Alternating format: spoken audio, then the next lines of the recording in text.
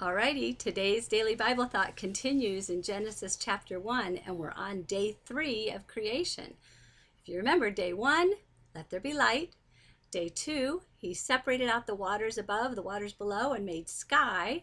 Now we've got day 3, and all sorts of things are going to happen. So verses 9 through 13 in Genesis 1. Then God said, "Let the waters beneath the sky flow together into one place, so dry ground may appear." And that is what happened.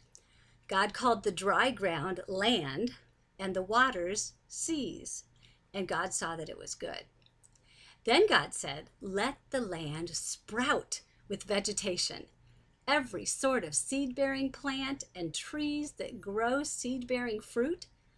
These seeds will then produce the kinds of plants and trees from which they came." And that is what happened. The land produced vegetation, all sorts of seed-bearing plants and trees with seed-bearing fruit. Their seeds produced plants and trees of the same kind.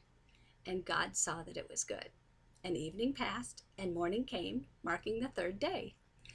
I think my favorite part of those verses is, and that is what happened.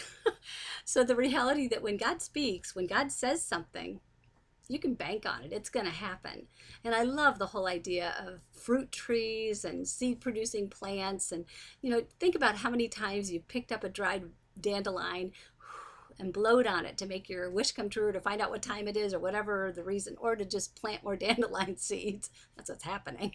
But I love the whole idea of when you bite into an apple and you see the core and you see the seeds, it's a reminder that God made this so that it could have more fruit trees on the earth. You can plant the seeds and they grow. And we have a lot of pine trees on our land.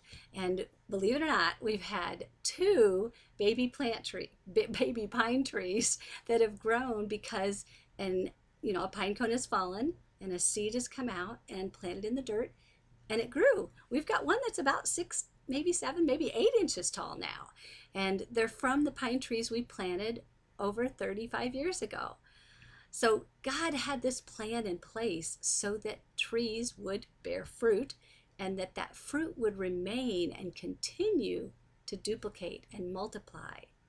Well, we're supposed to bear fruit too. And so think about what kinds of ways you can plant seeds in others, and how when those grow, then they grow so that that person can plant seeds in other people.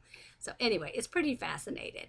So my homework for tonight would be eat an apple, eat a peach, eat something that has a seed, and thank God for making all these amazing things on our earth.